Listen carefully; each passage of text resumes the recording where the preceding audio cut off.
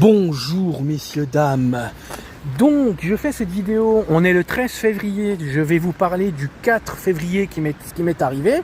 Mais avant de parler du 4 février, je vais brièvement dire une chose sur ce qui m'est arrivé ce 13 février en après-midi. Et après je vous parlerai du 4 février. Mais pareil, et je referai une autre vidéo, là je vais en parler en synthèse, et je referai une autre vidéo rapport au 13 février, ce qui m'est arrivé. Mais en premier aperçu rapport au 13, je vois certaines personnes qui voient leur nom inscrit sur ma voiture. Moi, je vous dis un truc. Ceux qui méritent de discuter ensemble, venez, je suis là pour la discussion, à créer dénouement. Et il y a des personnes qui méritent conciliation, discussion, échange, et à ce qu'il y ait un dénouement réciproque pour qu'on soit tranquille l'un et l'autre. Donc venez, moi je suis là pour parler. Mais par contre, ceux qui m'ont fait vraiment du mal et qui méritent une punition pénale, vous, c'est confrontation, et je vais vous botter les fesses, malgré que je fasse du 42,5. Voilà ce qui sera dans la prochaine vidéo. Voilà, prochaine vidéo s'il m'arrive pas un autre truc entre temps. Voilà, et ce que je voulais vous dire aujourd'hui, rapport au 4 février, ce qui m'est arrivé. Il y a eu un commissariat de Nancy qui m'a appelé pour une convocation. Ce 14 février, il y a un policier qui m'appelle au téléphone et qui me dit « Oui, il est 14h, vous étiez censé être, convoqué avec moi, machin chose. » Du fait, j'ai jamais été prévenu. Ce mec, il m'a dit, on vous a envoyé votre courrier.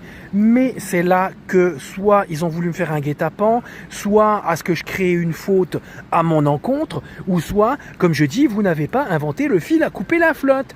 Voilà. Parce que soit, donc, vous êtes des incompétents. Parce que tout le monde sait très bien que je suis exilé à Épinal, rapport à mes menaces qui se passent sur Nancy. Qu'est-ce qu'il y a encore?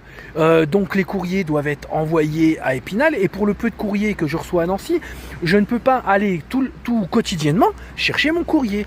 Donc voilà. Et en plus de ça, on me convoque dans un commissariat où ma probation, donc mes obligations de condamner, ce qui est une loi, m'interdit d'aller dans ce commissariat. Donc qu'a-t-on voulu faire? Soit on est incompétent, on ne sait pas communiquer entre commissariat et policier, soit ils ont voulu monter un guet-apens pour que je ne puisse pas honorer mes obligations de condamner. Qu'est-ce qui s'est passé? Donc une preuve en plus que ce n'est pas moi qui fais des bêtises, c'est la police. Et il ne faut pas oublier aussi que derrière la police, les chefs d'orchestre, il y a la juge d'instruction d'Épinal, la juge d'application des peines d'Épinal, il y a le procureur d'Épinal, et certains procureurs qui ont créé des manquements déontologiques et qui ont déshonoré leur poste et les institutions entre 2021 et 2024. Donc quand je parle de procureur de Nancy, c'est celui de cette époque. Voilà, c'est ça. Mais ça, je vais l'énumérer, je l'ai déjà dit à l'IGPN. Donc voilà, qu'a-t-on voulu me faire le 4 février à 14h?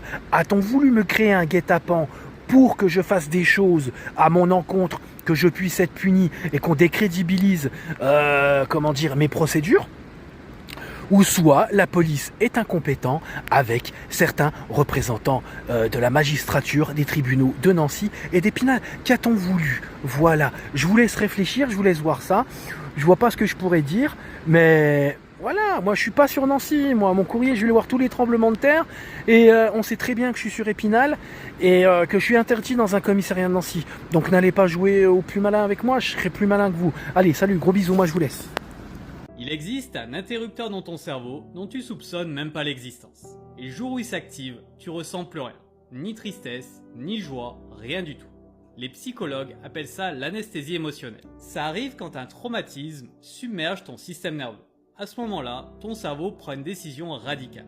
Ressentir devient trop dangereux, alors il coupe tout, il met toutes tes émotions sourdines, le plaisir disparaît, et tout ce qui rendait ta vie excitante s'éteint peu à peu. Le plus déroutant, c'est que de l'extérieur, tout a l'air normal, tu sembles calme, tu renvoies l'image d'une personne forte, mais à l'intérieur, tu te sens déconnecté de toi, des autres et du monde.